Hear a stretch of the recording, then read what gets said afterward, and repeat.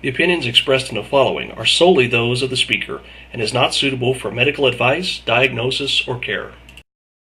Hey guys, it's Pappy for CPAP Choice, and we've got a winner today. We're redoing our mask review of the Respironics EasyLife mask. We're redoing it because, hey, we're in HD now. So, hey, not only is that good news, but we get to we can show you a lot more, we can do a lot more, and I wanted to redo this video before I had to return this mask. It is a demo. My time is up with it, and hey, we're gonna we want to get a definite review. I love this mask. My insurance is gonna pony up for a new mask here next month. That'd be in April, and hey, this is gonna be it. I liked it that much. Hey, before we get into the meat of the review, I wanted to review some things with you about masks, just in general, and about the masks that we review here at CPAP Choice. That is that no mask is going to be 100% for everybody. That includes this one. Hey, I can give you tips, pointers. I can show you the features. Sometimes they miss the best features. The marketing departments miss the best features of their own mask when they show them. And there's always things that a picture on a website they can't it can't match a good review. The only thing that's better than a good review is getting it in your hands, actually touching the thing, getting to take it home, get it fit, and using it. But hey, we're coming pretty close here at CPAP Choice. The other thing is, hey, we're going to try and tone down our reviews a little bit. They've been going pretty long. I like to do thorough reviews, but hey, this is what we can do. We got to tone them down just a touch. So no mask. If you can find a mask that's going to fit, that's going to be 90% of what you expect from a mask that you're going to wear each night. Hey, that's going to be a good mask for you. Now the other point is that no mask is going to be 100% for everybody.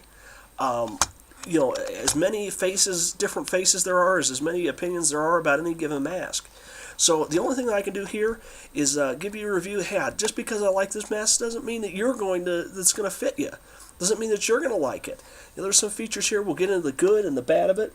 But for Pappy, hey, this is a 90%er. This is a 90% mask. Had 90% of the features I like. There's a couple things I didn't like about it, but that's how it goes. First thing I want to show you is this outer frame here. If you look at this, I've showed you some masks before, and I'll do a review on the comfort gel mask, the full face one. One of the things I like about this mask compared to that one is hey, look at this plastic. I mean, we've got some strong, we got a good amount, it's thick, in all of these eyelets up here for the headgear, they got good quality plastic going on. The other thing, I want to talk about before I bring in the headgear is that one of the things about this mask that Pappy didn't like, and that was this. If you notice, these are just where the headgear slips through. One of the things you notice about this is that, hey, there's no quick release clips. So, I thought that would be a bigger deal. And, hey, let me get to this before I do that. Notice also there's no quick release for the hose. So I thought that'd be a big deal for me when I came to try this mask. There's a couple things about the headgear that make this, a workable mask. And, I'd never had I never chose a mask that didn't have either a quick connect here or a quick connect here, so I could get it off during the night. Pappy had too much iced tea before bed. Not the other reason for apnea induced nighttime wanderings, but I thought the absence of these things, I thought it's questionable. To be honest, it wasn't that big a deal, and I'll show you why. So let's go on to the headgear. The headgear here, there's a couple of things that threw me. I'll point out a couple features to you. Now, they're kind of neutral features. I don't know if they make a big difference to you or not, but I at least want to point them out so that when you get your hands on it, it looks exactly like what we talked about here. The first thing you'll notice is that, I noticed it with this one. Maybe it was just the mask I was used to, but the silk screening is on the top. So when I would go to pull this mask over my head, as I said, it doesn't have any quick clips, quick disconnects. I was trying to grab for where the printing was. Maybe that's just the types of mask I'm used to, but whatever the reason, it kind of threw me for a little while. Hey, you get used to it. The other thing is that you may not see it here for the black on black, but in all of these where this comes together, these horizontal pieces or vertical pieces, come up at an angle. These are stitched. Now, I know that that ResMed, that they're stamping this whole section and the whole of the headgear out of one piece. I didn't see it as a big detractor. To be honest, I get, my insurance is pretty liberal with paying for masks, and before I think I'd see any give here, I think I'd have a new one. I haven't seen any signs of wear in this either.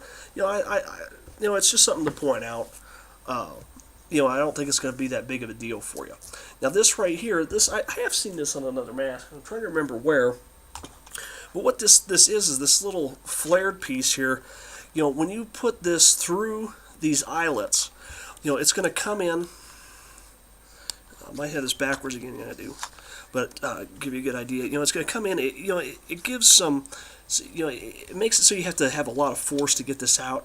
So if you unstrap it and you drop it, the whole mask doesn't come flying off your face. It just returns there.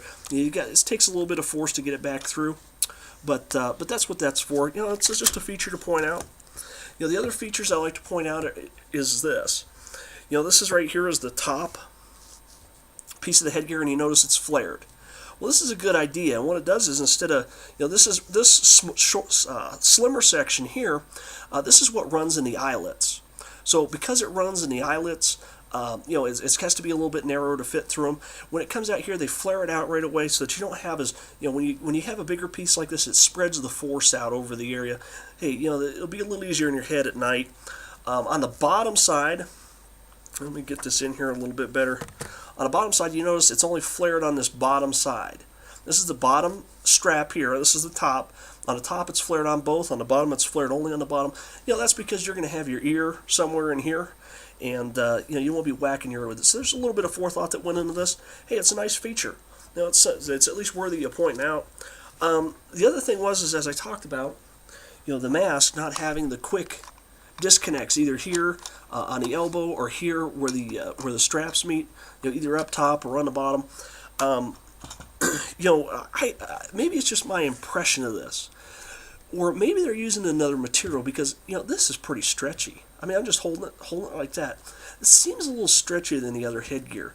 Maybe it's just Pappy's impression, but whatever the reason, maybe it's just because I've actually had to pull this to get it off of my head.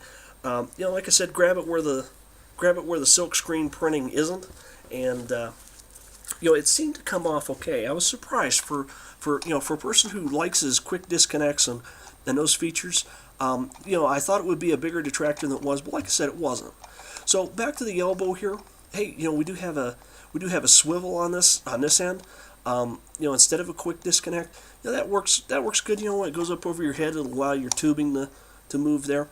Now, I want to show you this because, this elbow and the air relief, this is one of the things that's important to Pappy is the quiet. This is a really quiet piece when it comes to the vents. Also, you notice there are two different colors. Let's see if I can tilt it. Yeah. See right here, that's the little piece that actually retains this. It's the retainer clip on the bottom.